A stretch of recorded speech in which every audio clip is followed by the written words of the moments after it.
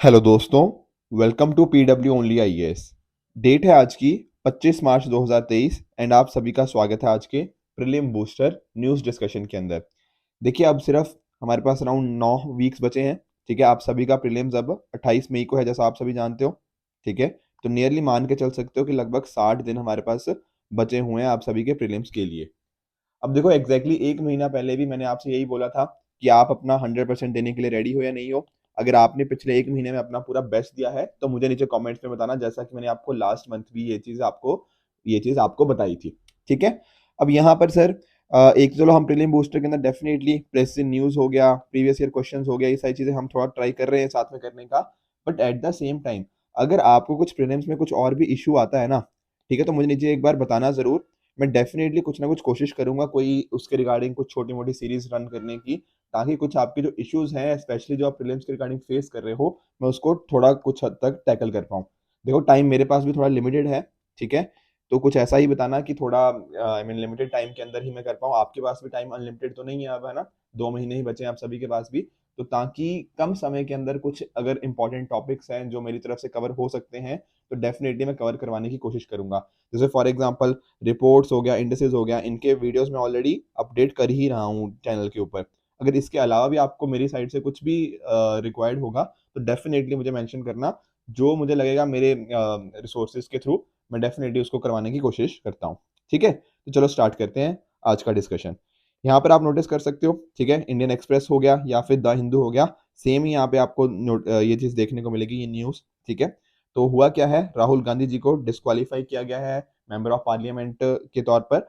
तो ये थोड़ा अभी भी देखो वर्क इन प्रोग्रेस ही है। ठीक है, कल भी हमने ये डिस्कस किया था, तो कुछ नए नए अपडेट्स आते जा रहे हैं। तो एक काम करते हैं, मंडे को इसको पूरी डिटेल में समझते हैं, क्योंकि अदरवाइज हर रोज की अपडेट लेना कोई पॉइंट नहीं है, वो टाइम वेस्टेज ही है। यहाँ पर जो दूसरी एक इंपॉर्टेंट न्यूज है वो आपको दिखेगी नेशनल पेंशन स्कीम के रिगार्डिंग। दोनों पर्टिकुलर यहाँ पे न्यूज़पेपर्स ने इसको कवर किया है। तो एक्चुअल में एक वीडियो है हमारा, old pension scheme versus new pension scheme. ये ओनली आई के मेन चैनल पर है, ये मैंने ही बनाया था, तो आप इसको एक बार देख लेना। ठीक है, काफी इंपॉर्टेंट वीडियो है, काफी डिटेल में यहाँ पे ओपीएस वर्सेस एनपीएस को मैंने कवर किया हुआ है, तो इसको आप अच्छे से देख सकते हो। अब चलते हैं होमवर्क की तरफ। कल मैंने आपको काफला सिस्टम के बारे में पूछा था। तो देखो, एक्चुअल में न्यूज में इसलिए था क्योंकि 2022 में आप सभी जानते हो जो फुटबॉल का वर्ल्ड कप था वो कहाँ हुआ था बताओ? वो हुआ था कतर के अंदर। ठीक है ना? तो ये सारे एरियाज हो गए, प्लस साथ साथ जो कतर हो गया, यहाँ पर हमें एक काफला सिस्टम कई बार देखने को मिलता है। सर मीनिंग क्या है ये काफला सिस्टम का? देखो, मैं आपको मीनिंग समझाता हूँ। ये एक तरह का ना स्पॉन्सरशिप सिस्टम है। सर स्पॉन्सरशिप सिस्टम का मतलब, जैसे एग्जांपल समझते हैं, एक कोई वर्कर है, ठीक है, ये माइग्रेट करके इन कंट्रीज के अंदर गया, जैसे मान लो कतर हो गया या इस तरह की जो भी यहाँ पे हमें कंट्रीज देखने को मिलती है, यहाँ पर मिडल ईस्टर्न कंट्रीज के अंदर गया। तो यहाँ पर होगा पता क्या, एक इनका एक बंदा होगा, उसको बोलते हैं लोकल स्पॉन्सर, या फिर इसको आप काफिल बोल सकते हैं। अब ये जो लोकल स्पॉन्सर और ये जो माइग्रेट हमारा वर्कर है, जो माइग्रेंट वर्कर है, इनके बीच का जो रिश्ता होता है ना, इसको बोलते हैं काफिला सिस्टम। अब होता क्या है, ये जो लोकल स्पॉन्सर या काफिल है, ये इसके ऊपर माइग्रेंट वर्कर के ऊपर इसका पूरा कंट्रोल रहता है। सर कैसा कंट्रोल? अगर मान लो इस वर्कर को अपनी जॉब को बदलना हो, या अपनी जॉब को छोड़ना हो, ठीक है, या फिर कंट्री से बाहर जाना हो या कंट्रीज के अंदर आना हो, इस तरह की सभी चीजों के लिए ना इसको परमिशन लेनी पड़ती है इस वर्कर को। तो कहने का मीनिंग क्या हुआ, ये वर्कर ना एक तरह से उसके गुलाम गुलाम हो गया इस काफिल का। समझ रहे हो? तो ये इसी सिस्टम को क्या बोलते हैं, काफिला सिस्टम। ये क्या है, माइग्रेंट वर्कर एक साइड पे हो गया एंड दूसरी साइड पे जो उसका काफिल या लोकल स्पॉन्सर है, इनके बीच के रिश्ते को यहाँ पे बताया जाता है काफिला सिस्टम के थ्रू। ये काफी कई बार ना एक्सप्लॉयटेटिव सिस्टम हो जाता है। ठीक है, इस पर्टिकुलर माइग्रेंट वर्कर के लिए ना काफी दिक्कतें भी ये दे देता है। इसी को बोलते हैं काफिला सिस्टम। तो जो मिडल ईस्टर्न कंट्रीज हैं इंक्लूडिंग कतर, यहाँ पर हमें काफिला सिस्टम देखने को मिल जाता है। तो आई होप आप काफिला सिस्टम को अच्छे से समझ गए होंगे। इसी तरह से सर मंडे के लिए क्या होमवर्क है, मंडे के लिए आपको सोलोमन आइलैंड्स के आप बताना है कि कहाँ पर ये लोकेटेड है, फिर इनको हम नेक्स्ट सेक्शन के अंदर अच्छे से देख लेंगे। साथ में ही प्रीवियस ईयर क्वेश्चन के अंदर आप सभी का होमवर्क है पार्लियामेंट्री सिस्टम ऑफ गवर्नमेंट के रिगार्डिंग कौन सी पर्टिकुलर स्टेटमेंट। ठीक है, ठीक है, तो पॉलिटी का क्वेश्चन है, तो पॉलिटी क्वेश्चन हम मंडे को ही देखते हैं, तो इसको पर्टिकुलर क्वेश्चन को हम टैकल करेंगे मंडे को। राइट, चलते हैं आगे। बेडाकुलिन ड्रग, एक्चुअली ये ड्रग उतनी इंपॉर्टेंट नहीं है, पर कहीं ना कहीं इसके पीछे की डिस्कशन बड़ी इंपॉर्टेंट है। अगर आप नोटिस करोगे ना, तो हमारे यहाँ पे आप जानते हो इंटेलेक्चुअल प्रॉपर्टीज होती हैं। जैसे फॉर एग्जांपल आप जानते हो पेटेंट हो गया, ठीक है, कॉपीराइट हो गया, जीआई टैग्स के बारे में मैंने मल्टीपल टाइम आप सभी के साथ डिस्कशन किया हुआ है, राइट। उसी तरह से ना जैसे फार्मास्यूटिकल सेक्टर के अंदर पेटेंट बड़े इंपॉर्टेंट हो जाते हैं, क्योंकि अगर आपने खुद बताओ ना, आपने कोई दवाई बनाई है, जैसे मान लो यही दवाई बनाई है, इस दवाई को बनाने के लिए ना आपने बहुत सारा पैसा खर्च किया है। क्या आप ऐसा सोचोगे कि कल को जब ये दवाई सक्सेसफुली आपने बना ली तो कोई और भी इसके ऊपर अपना क्लेम करने लग जाए, ठीक है ना, कोई और भी इस तरह की दवाई बना के पैसे कमाने लग जाए? नहीं। तो इसके लिए पेटेंट दिए जाते हैं, दवाइयों के ऊपर, वैक्सीन के ऊपर हमें पेटेंट देखने को मिलते हैं, इस तरह की चीजें। अब हुआ क्या है ना, जो जॉनसन एंड जॉनसन आप जानते हो, ठीक है, ये पर्टिकुलर कंपनी का क्या कोशिश कर रही थी, अपने पेटेंट को एक्सटेंड करवाने की कोशिश कर रही थी, तो इंडियन पेटेंट ऑफिस ने ना इसको रिजेक्ट कर दिया है। मैं आपको समझाता हूँ। दरअसल में ना एक इंडियन पेटेंट लॉ है हमारा, उसका एक सेक्शन है, सेक्शन 3D। ये सेक्शन को भी ध्यान रखना है, इट इज वेरी इंपॉर्टेंट। ये क्या करता है, ये रोकता है कि हम पेटेंट को एवरग्रीनिंग ना करें। सर इसका मीनिंग क्या है एवरग्रीनिंग का, मैं आपको समझाता हूँ। जैसे मान लो ये दवाई बनाई, ठीक है, अब इसमें ना इसका पेटेंट खत्म होने वाला है मान लो, तो होगा क्या, वो दवाई में ना बहुत ही माइनर सा कुछ चेंज कर देगा, बहुत ही छोटा सा बदलाव, फिर बोलेगा कि नहीं भैया ये तो एक नए तरह की ड्रग होगी, ठीक है, या फिर कुछ चेंजेस कर दिए इसके अंदर, फिर दोबारा इससे पेटेंट ले लेगा, फिर ये पेटेंट खत्म होने लगेगा, फिर दोबारा यही करके पेटेंट कर लेगा। इसी को क्या बोलते हैं, पेटेंट की एवरग्रीनिंग करना। हमारा ये जो सेक्शन 3D है ना, ये इस चीज को रोकता है, इंडियन पेटेंट लॉ का सेक्शन 3D इस चीज को रोकता है, ताकि एवरग्रीनिंग ऑफ पेटेंट ना हो। और कहीं ना कहीं ये जो कोशिश कर रही हैं फार्मास्यूटिकल कंपनीज, एक तरह की मोनोपोली अपनी एक्सटेंड करने की, क्योंकि वही मैन्युफैक्चर कर पाएगा, तो मोनोपोली को रोकने की यहाँ पे कोशिश होती है, इसका मीनिंग होता है एवरग्रीनिंग का। आई होप आप ये चीज समझ गए होंगे कि ये बेडाक्लोलिन ड्रग के रिगार्डिंग ये जॉनसन एंड जॉनसन का केस क्या है, ठीक है ना। तो अगर थोड़ा बेडाक्लोलिन के बारे में देखें तो आप नोटिस करोगे कि दरअसल में ना ये जो ड्रग है, ये टीबी के रिगार्डिंग है, ठीक है, ट्यूबरक्लोसिस के रिगार्डिंग है। और ये क्या है, एमडीआर है, मैं बताता हूँ एमडीआर, डोंट वरी, अभी इस पे आएंगे, ठीक है। ये एक तरह की ऑरल ड्रग है। थोड़ा पहले टीबी को समझ लेते हैं, फिर एमडीआर एक्सडीआर को समझेंगे। देखो टीबी को कॉज किया जाता है एक बैक्टीरिया के द्वारा, जिसका नाम है माइकोबैक्टीरियम ट्यूबरक्लोसिस, जो कि माइकोबैक्टीरिया फैमिली से ही आता है। और ये ज्यादातर किसको इफेक्ट करता है, आपकी लंग्स को। तो जो लंग्स को इफेक्ट करते हैं ना, उसको बोलते हैं हम क्या, पल्मनरी टीबी, ठीक है। और इसके अलावा अगर वो लंग्स के अलावा भी बाकी ऑर्गन्स को इफेक्ट करें, उसको बोलते हैं एक्स्ट्रा पल्मोनरी टीबी। आई बात समझ में?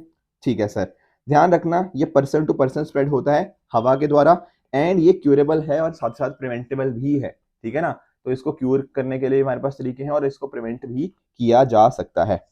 इसके केस में अगर ना एक चीज हमें पढ़नी है, drug resistance form of TB. देखो एक्चुअल में है क्या ना, यहाँ पर हमें कुछ फर्स्ट लाइन ड्रग ट्रीटमेंट देखने को मिलता है सर। जैसे कि यहाँ पे हमारे पास दो पावरफुल ड्रग्स हैं, आइसोसिनाइड और रिफैम्पिसिन। ये जो पर्टिकुलर दो ड्रग्स है ना, इनको फर्स्ट लाइन ड्रग ट्रीटमेंट बोला जाता है। कहने का मीनिंग क्या, आपको मान लो टीबी हो गया ना, तो आपको ये दो दवाइयां दी जाएंगी, ठीक है। अगर मान लो आपका इन दो दवाइयों से भी काम नहीं बन रहा, क्यों नहीं काम बन रहा, क्योंकि हमारा जो पर्टिकुलर टीबी है या उसका जो टीबी का स्ट्रेन है, वो इन दोनों से भी ट्रीट नहीं हो रहा, उनसे भी वो रेजिस्टेंट हो चुका है, तो हम इसको क्या बोलेंगे, MDR, multi drug resistant TB. समझ आया? कहने का मीनिंग क्या, कि वो रेजिस्टेंट हो चुका है, आप दवाई खा रहे हो पर उसके ऊपर कोई असर नहीं पड़ रहा, इसको बोलते हैं एमडीआर टीबी। तो जब इन दो चीजों के रिगार्डिंग, आइसोसाइनाइड और रिफैम्पिसिन, इनके रिगार्डिंग भी वहां पर वो इफेक्ट नहीं हो रहा, उससे भी वो रेजिस्टेंट हो जाता है, तो इसको बोलते हैं एमडीआर टीबी। ये फर्स्ट लाइन ड्रग ट्रीटमेंट हमें देखने को मिलता है।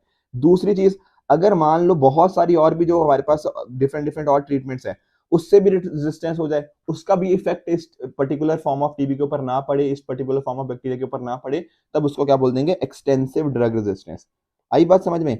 एमडीआर के अंदर क्या था, जो हमारी फर्स्ट लाइन ड्रग ट्रीटमेंट थी ना, उसका इफेक्ट नहीं पड़ रहा, एक्सडीआर टीबी के ऊपर तो किसी भी चीज का इफेक्ट नहीं पड़ रहा, तो इसके बाद तो जनरली मतलब ना यहाँ पे सर्वाइवल के रेट्स फिर बहुत ही कम हो जाते हैं। तो ये फर्क होता है एमडीआर और एक्सडीआर के बीच में।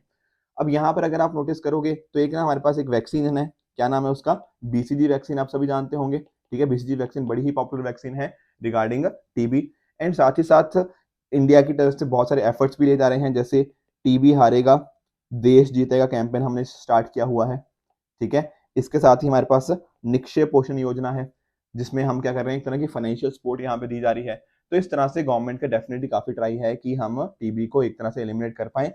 पर अभी भी देखो काफी काम करना बाकी है। टीबी देखो एक इंडिया की one of the major issues है टीबी इंडिया के अंदर, तो डेफिनेटली इसके रिगार्डिंग हम काम करके इसको काफी कम किया जा सकता है। तो I hope Johnson and Johnson का केस क्या था, पेटेंट क्या होते हैं, एंड अकॉर्डिंगली जो बाकी बेड़ा क्लीन ड्रग हो गया, ये सारी चीजें आपको अच्छे से समझ आ गई होंगी। अगले टॉपिक की तरफ चलते हैं, that is India Bangladesh friendship pipeline. इसको एक बार समझते हैं कि आखिर यहाँ पे बात क्या कर रहे हैं। देखो अभी अभी क्या हुआ है, एक वर्चुअल एड्रेस के थ्रू ना हमारे प्रधानमंत्री नरेंद्र मोदी जी और साथ साथ जो उनके जो बांग्लादेश के काउंटर पार्ट है शेख हसीना जी, इन्होंने इनॉग्रेट किया है इंडिया बांग्लादेश फ्रेंडशिप पाइपलाइन को। सर बड़ी इंपॉर्टेंट हो जाती है। देखो यहाँ पर है क्या ना, अगर आप थोड़ा नोटिस करोगे तो यहाँ पर दोनों ने कंस्ट्रक्शन करी है, इंडिया की तरफ से भी बांग्लादेश की तरफ से भी। हालांकि जो बांग्लादेश की तरफ से जो कॉस्ट आनी थी वो सारी इंडियन गवर्नमेंट ने बियर करी है, यानी कि 285 करोड़ ना एक तरह का हमने इनको ग्रांट असिस्टेंस यहाँ पर दे दिया। सर ये कहां से लेकर कहां तक है, देखो समझने की कोशिश करना। ये यहाँ पर ना आपको दिनाजपुर करके जगह मिलेगी। ये कहां पर कौन सी कंट्री के अंदर है सर, ये बांग्लादेश की हम बात कर रहे हैं, दिनाजपुर। वेर एज यहाँ पर आपको नुमालीगढ़ रिफाइनरी लिमिटेड देखने को मिलेगी। ये सर कहां पर है, ये हमें देखने को मिलती है असम के अंदर। ठीक है, इंडिया का पार्ट है असम, तो नुमालीगढ़ यहाँ पे रिफाइनरी है। यहां से हम क्या कर रहे हैं, इस पाइपलाइन के थ्रू इस तरह से यहाँ पर ना ट्रांसफर कर रहे हैं, ट्रांसपोर्ट कर रहे हैं। क्या ट्रांसपोर्ट कर रहे हैं सर, हाई स्पीड डीजल। समझ गए हो। तो सर कहां से कहां तक हाई स्पीड डीजल, ये स्टार्ट होता है हमारा नुमालीगढ़ रिफाइनरी लिमिटेड जो कहां पर है असम के अंदर। कहां जाना है इसको, यहां पर दिनाजपुर के अंदर परबतीपुर डिपो है, यहां पर हम ट्रांसफर कर रहे हैं। और बीच में जैसे फॉर एग्जांपल आप यहाँ पे देख सकते हो सिलीगुड़ी भी आ जाता है। ठीक है, वेस्ट बंगाल के अंदर सिलीगुड़ी हो गया, ये सारी चीजें भी हमें देखने को मिलती हैं। तो सर टोटल पाइपलाइन की लेंथ कितनी है, टोटल पाइपलाइन की लेंथ है 131.5 किलोमीटर। ठीक है, तो ज्यादातर जो इसका हिस्सा है ना वो हमें बांग्लादेश में अंदर देखने को मिलेगा।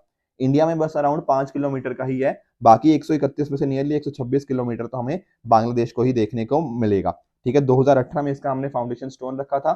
साथ में अगर आप नोटिस करोगे तो 1 मिलियन मैट्रिक टन एक साल के अंदर हम हाई स्पीड डीजल इसके थ्रू ट्रांसपोर्ट कर पाएंगे। ठीक है, यहाँ पर हम सबसे पहले 7 डिस्ट्रिक्ट्स को HSD देंगे, फिर अकॉर्डिंगली आप जानते हो पाइपलाइन किस तरह से वर्क करेगी। ये लोकेशन के थ्रू मैंने आपको समझा दिया, नुमालीगढ़ इन असम से हम परबतीपुर डिपो की तरफ वर्क करेंगे, और लेंथ भी हम अच्छे से समझ चुके हैं। अब देखो दरअसल में इंपॉर्टेंट काफी इसलिए हो जाता है क्योंकि अभी तक ना अगर आप नोटिस करोगे तो इंडिया और उसके नेबर्स में सिर्फ एक ही अभी तक पाइपलाइन ऐसी एग्जिस्ट करती है। सर वो कौन सी है, मोतीहारी अमलेखगंज पेट्रोलियम पाइपलाइन, जो किसके बीच में करती है, इंडिया और नेपाल के बीच में। ठीक है, तो ये भी बहुत इंपॉर्टेंट थी इंडिया और नेपाल के रिलेशन को स्ट्रॉन्ग करने के लिए। उसी तरह से इंडिया और बांग्लादेश के फ्रेंडशिप पाइपलाइन का भी आप ध्यान में रखिएगा। इंडियन साइड में जो 5 किलोमीटर का स्ट्रेच है वो कौन पूरा करेगा, वो Assam based Numaligarh refinery limited उसको इंप्लीमेंट करेगी, एंड बांग्लादेश की तरफ से जो बांग्लादेश पेट्रोलियम कॉर्पोरेशन है वो इसको इंप्लीमेंट करेगा।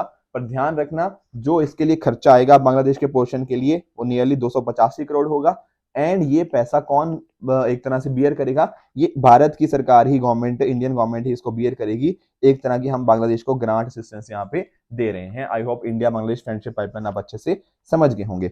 अगले टॉपिक की तरफ बढ़ते हैं, CBUD app, call before you dig app. देखो यहां पर ना दरअसल में बात हो रही है कोऑर्डिनेशन की।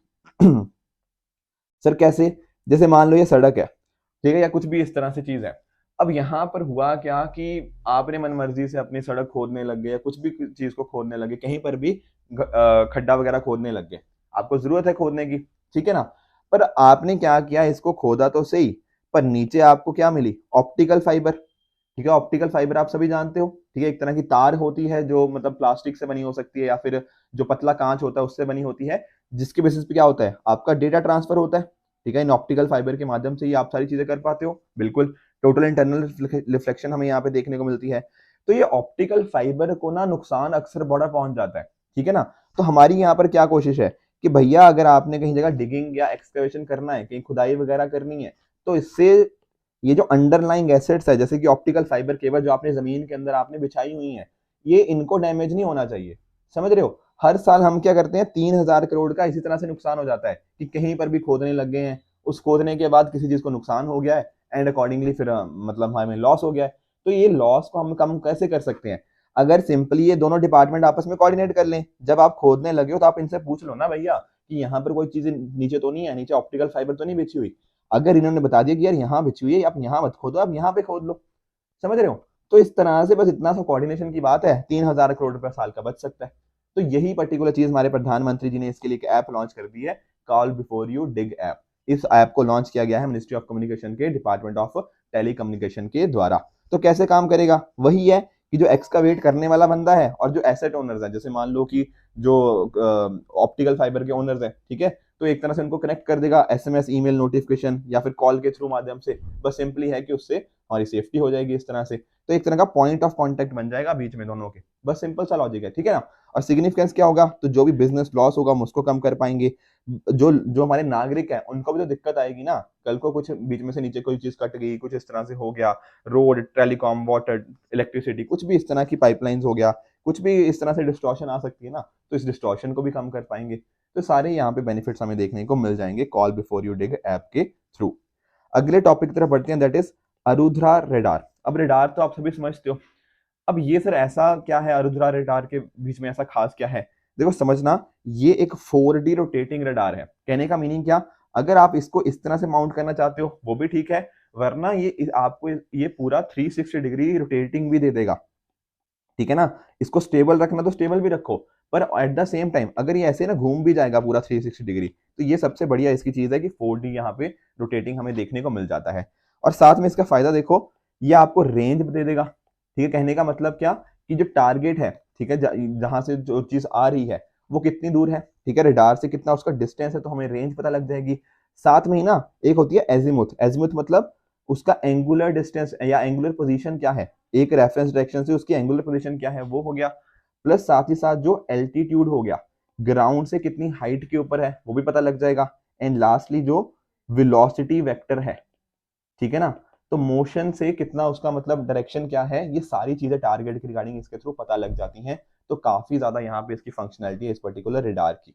तो सर क्या हुआ, क्या अभी अभी डिफेंस मिनिस्ट्री ने ना 2 कॉन्ट्रैक्ट साइन किए हैं, एक भारत इलेक्ट्रॉनिक्स लिमिटेड के साथ, मतलब उनके साथ किए हैं, ठीक है, और साथ ही साथ हमें radar warning receiver Indian air force के साथ भी हमें देखने को मिल जाएगा। तो आपको ये अरुद्रा रडार के बारे में डेफिनेटली पता होना चाहिए। यहाँ पर ना ये भी देख पाएगा कि अच्छा यार ये दुश्मन देश का वो है, टारगेट है। कहने का मीनिंग जो सामने से कोई चीज आ रही है या कुछ भी इस तरह से, वो दुश्मन देश की है या दोस्त की है, तो उससे अकॉर्डिंगली उस चीज को भी वो फ्रेंड और वो कैपेबिलिटीज को आइडेंटिफाई करने की भी उसके पास पॉसिबिलिटी है। तो अकॉर्डिंगली वो अटैक कर पाएगा कि कैसे किसको क्या करना है, ठीक है। तो ऑटोमेटिकली डिटेक्ट कर पाएगा, टारगेट कर पाएगा। ये सारी चीजें यहाँ पे हमें देखने को मिल जाती हैं साथ में ही, ठीक है ना। सामने वाली चीज क्या है, स्लो मूविंग है, फाइटर एयरक्राफ्ट है, बैलिस्टिक मिसाइल है, जो भी चीज होती है उसके रिगार्डिंग ये वर्क अच्छे से कर सकता है, ठीक है। तो डेफिनेटली इसको डेवलप किया गया है डीआरडीओ के द्वारा, defence research and development organisation के द्वारा। एंड इसको ठीक है ना, डिजाइनर डेवलप किया गया, मैन्युफैक्चर किया गया by BEL, Bharat electronics limited के द्वारा। और ध्यान रखना, ये बिल्कुल छोटे छोटे टारगेट्स को भी आइडेंटिफाई कर सकता है। कई बार हमें दिक्कत आती है ना छोटे टारगेट, छोटे फाइटर साइज टारगेट को आइडेंटिफाई करने के अंदर, ये उसको ट्रैक कर लेगा, ठीक है। 300 किलोमीटर तक इसको ये ट्रैक कर सकता है, ठीक है ना। तो ये यहाँ पे बेनिफिट्स हमें देखने को मिल जाते हैं। एक इंपॉर्टेंट एक्सरसाइज हमें पढ़नी है, दैट इज एक्सरसाइज वायु प्रहार। अब सर ये वायु प्रहार क्या चीज है, देखो इंडियन आर्मी और साथ ही साथ इंडियन एयरफोर्स, इन दोनों ने मिलकर एक ज्वाइंट एक्सरसाइज कंडक्ट करी है, दैट इज वायु प्रहार, ठीक है। ये किसी कंट्री के साथ नहीं हो रही, ध्यान रखना, इंडियन आर्मी और इंडियन एयरफोर्स मिलकर इसको कंडक्ट कर रहे हैं। तो ये क्या है, एक multi domain air land exercise है। कहने का मीनिंग आप खुद सोचो ना, इंडियन आर्मी और इंडियन एयरफोर्स कर रही है। कई जगह पे ऐसा भी तो हो सकता है कि ज्वाइंटली हमें कुछ ना कुछ करना पड़े, ठीक है, आपस में साथ में सिनर्जी से काम करना पड़ता है ना, कि ऐसा नहीं ना होना चाहिए कि आर्मी कुछ अलग, एक मान लो किसी जगह से अटैक हो गया तो आर्मी कुछ अलग डायरेक्शन में काम कर रही है और एयरफोर्स अलग डायरेक्शन में, नहीं, साथ में सिनर्जी, आपस में कोऑर्डिनेशन की जरूरत होती है। तो वही हम एक तरह से यहाँ पे इस एक्सरसाइज के थ्रू, ज्वाइंट एक्सरसाइज के थ्रू हम करने की कोशिश कर रहे हैं कि कल को मान लो किसी जगह पे हमें दिक्कत आ जाती है, कितनी तेजी से हम रैपिडली इनको मोबिलाइज कर सकते हैं, कितनी तेजी से हम अपना अपना अटैक अगर हो तो लॉन्च किया जा सकता है, कितनी तेजी से हम इन चीजों को कोऑर्डिनेट कर सकते हैं, ये सारी बातें यहाँ पे हमें देखने को मिल जाती हैं। तो 96 आवर्स की हमें एक्सरसाइज हमें देखने को मिली यहाँ पे, ठीक है। और यहाँ पे स्पेशली फोकस रहा कि मान लो कल को जैसे फॉर एग्जांपल कुछ एडवांस लैंडिंग ग्राउंड हो गया, यहाँ पर हम कैसे करें, हाई एल्टीट्यूड जहाँ पे होता है, ठीक है ना, मान लो कि पहाड़ों के बीच में हमें कैसे कल को चैलेंजिंग दिक्कतों के अंदर, सिचुएशन के अंदर कैसे सामना करना है, तो वो सारी बातें यहाँ पे इनके अंदर देखी गई, ठीक है। फोर्सेस को कैसे डिप्लॉय करना है, ये सारे यहाँ पे कोऑर्डिनेशन वगैरह के रिगार्डिंग आप एक्सरसाइज वायु प्रहार के अंतर्गत देख सकते हो। तो ये सारे टॉपिक्स थे जो हम आज डिस्कस करने थे। इसके अलावा कल मैंने आपको एक हिस्ट्री का क्वेश्चन दिया था, तो उसके क्विकली मैं आपको एक बार आंसर बता देता हूँ। पहला है परिव्राजक। देखो परिव्राजक का मीनिंग होता है एक तरह का सन्यासी जो काफी घूमते हुए है, ठीक है, तो रोमिंग एसेटिक आप इसको बोल सकते हो। असेटिक का मतलब होता है एक तरह का सन्यासी। तो मतलब एक तरह से वो चलते फिरते रहते हैं, ठीक है। तो बिल्कुल रिनंसिएंट एंड वॉन्डरर, यही इसका यहाँ पे मीनिंग होता है। देखो इनके बारे में ना बहुत ज़्यादा डिटेल में नहीं पढ़ना, पर ये कीवर्ड्स आपको डेफिनेटली पता होने चाहिए। बहुत बार ना इस तरह के कीवर्ड्स के ऊपर क्वेश्चन पूछे गए हैं, ठीक है। तो ये सिर्फ हिंदू सन्यासी की ही बात नहीं यहाँ पे हो रही, जो बुद्धिस्ट और जैन मॉन्क्स होते हैं ना, उनके लिए भी आप इसको मान सकते हो परिव्राजक। स्पेशली मैं बुद्धिज्म और जैन की ही बात कर रहा हूँ, इनफैक्ट हिंदूज के लिए बल्कि इनको यूज कर लिया जाता है। तो ये बात भी हमें देखने को मिल जाती है कि रोमिंग असैटिक जो होते हैं एक तरह के सन्यासी होते हैं, जो घूमते रहते हैं एक जगह पे, रोम करते रहते हैं, तो उनको बोलते हैं परिव्राजक। जब हम बात करते हैं श्रमणा की, तो श्रमणा के अंदर देखो प्रीस्ट विद हाई स्टेटस, ये बात तो यहाँ पर बिल्कुल हमें गलत देखने को मिल जाएगी। देखो जब बात होती है श्रमणा की, दरअसल में ये भी हम किसकी बात कर रहे हैं, ये भी हम सन्यासी की ही बात कर रहे हैं, पर यहाँ पर हाई स्टेटस के साथ तो बिल्कुल नहीं बात कर रहे। जैसे फॉर एग्जाम्पल आप नोटिस करते हैं ना, जब बुद्धिज्म हो गया, जैनिज्म हो गया, इस तरह के सेक्ट्स को हम क्या बोलते हैं, हेट्रोडॉक्स सेक्ट बोलते हैं, ठीक है ना। ये जो ब्राह्मण्स होते हैं उनको हाईएस्ट स्टेटस का नहीं मानते, ठीक है। तो डिफरेंट टाइप्स के जो भी आपके सन्यासीज होंगे वो यहाँ पर हम इंक्लूड कर लेते हैं। तो श्रमणा वाला स्टेटमेंट गलत हो गया। उपासक, ये बात बिल्कुल ठीक है, ले फॉलोअर ऑफ बुद्धिज्म, ठीक है। तो उपासक या उपासिका, ठीक है, तो इन्हीं को बोला जाता था एक तरह से। जो मॉन्क्स अलग अलग होते हैं, एक तरह से उन्होंने जो ले फॉलोअर्स होते हैं, एक तो देखो मॉन्क्स हो गया, एक हो जाते हैं हमारे पास ले फॉलोअर्स, जो बहुत ज्यादा स्ट्रिक्टली चीजों को फॉलो नहीं करते, मोनेस्ट्रीज को नहीं करते, कि उनमें नहीं रहते हैं, बट कहीं ना कहीं उनकी जो आइडियाज हैं वो वहीं से ड्राइव होते हैं। तो जो भी ले फॉलोअर होते हैं ना, जो आम इसको फॉलो करते हैं बुद्धिज्म को, उनको उपासक और उपासिकाएं हमें देखने को मिल जाती है। तो यहाँ पर इसका सही आंसर क्या बन जाएगा, ऑप्शन नंबर बी, 1 और 3 ओनली। इनके नाम ही ध्यान में रखो, ठीक है, बहुत डिटेलिंग में नहीं जाना, क्योंकि इस तरह के क्वेश्चन का सिंपल ही मीनिंग पूछता है कि श्रमणाज का मीनिंग क्या होता है, परिव्राजक हो गया, उपासक हो गया, इनका मीनिंग क्या होता है, ये सारी चीजें हमने पता होनी चाहिए, और ये चीजें हमने अच्छे से समझ भी ली हैं। अब इसी तरह से इन पांचों क्वेश्चन का आपको मैं दे रहा हूँ, ठीक है, होमवर्क। इसका आप मुझे बताओगे कौन सा ट्रू है कौन सा फॉल्स है, फिर मंडे को हम इनके रिगार्डिंग अच्छे से डिस्कशन कर लेंगे। इसी तरह से लास्ट लेक्चर के अंदर मैंने आपको 5 क्वेश्चन दिए थे, उनका एक बार मैं क्विकली आपको आंसर बता देता हूँ। पहला था शारदा स्क्रिप्ट, क्या ये ओरिजिनल स्क्रिप्ट है जो कश्मीर को बिलोंग करती है? बिल्कुल, हमने इसको बहुत डिटेल में पढ़ा भी था, तो शारदा स्क्रिप्ट बिल्कुल ठीक है। AR6 सिंथेसिस रिपोर्ट, क्या जो 6th असेसमेंट रिपोर्ट है वो वर्ल्ड इकोनॉमिक फोरम के द्वारा पब्लिश करी गई है? बिल्कुल फॉल्स है सर। ये दरअसल में किसने पब्लिश करी थी? IPCC, inter governmental panel on climate change, ठीक है ना। आप जानते भी हो IPCC को किसने फॉर्म किया था? WMO, वर्ल्ड मीटियोलॉजिकल ऑर्गेनाइजेशन, साथ ही साथ UNEP, united nation environment programme, दोनों ने मिलकर 1988 के अंदर इसको एस्टैब्लिश किया IPCC को, और इंडिया भी इसका एक मेंबर है। एबल प्राइज की जब हम बात करते हैं, क्या न्यूज़पेपर, ऑनलाइन जर्नलिज्म इनके ऊपर मिलता है? Sir the answer is false, हमने देखा था, ये मैथमेटिक्स की फील्ड में हमें देखने को मिल जाता है। चौथा स्टेटमेंट, जिलांडिया क्या अटलांटिक ओशन के अंदर सबमर्ज्ड है? सर ये भी फॉल्स है। जो हमारा साउथ पैसिफिक ओशन है ना, वहां पर हमने एक एक तरह का माइक्रो कॉन्टिनेंट देखा है जो कि ज्यादातर सबमर्ज देखने को मिला है, तो ये स्टेटमेंट भी यहाँ पे फॉल्स हो जाएगी। पांचवा, Vienna convention on diplomatic relation, क्या 1961 में फोर्स में आई थी? सर ये बात भी बिल्कुल फॉल्स है, ये 1964 में आई थी। साइन 1961 में हुई थी, पर फोर्स में आई थी 1964 के अंदर। तो ये पांचवी स्टेटमेंट भी यहाँ पर हमें फॉल्स देखने को मिल जाएगी, राइट। अब इसी तरह से इन पांचों क्वेश्चन का आंसर भी आप मुझे नीचे कमेंट सेक्शन में बताओगे, कौन सा ठीक है कौन सा गलत है। साथ में ही जो होमवर्क दिया है, प्लस साथ साथ जो सोलोमन आइलैंड की आपको क्वेश्चन बोली है, उनका आंसर भी आप मुझे नीचे कमेंट सेक्शन में बताओगे, ठीक है फ्रेंड्स। अगर आपको इस लेक्चर की PDF चाहिए तो आप हमारे Telegram channel only eyes nothing else पे जाके इसकी PDF को एक्सेस कर सकते हो, एंड अपनी प्रेपरेशन को और भी बेहतर बना सकते हो। So friend, this it for this video. इसी तरह से आप भी अपने एंड पे हार्ड वर्क करते रहिए। Good bye and good luck.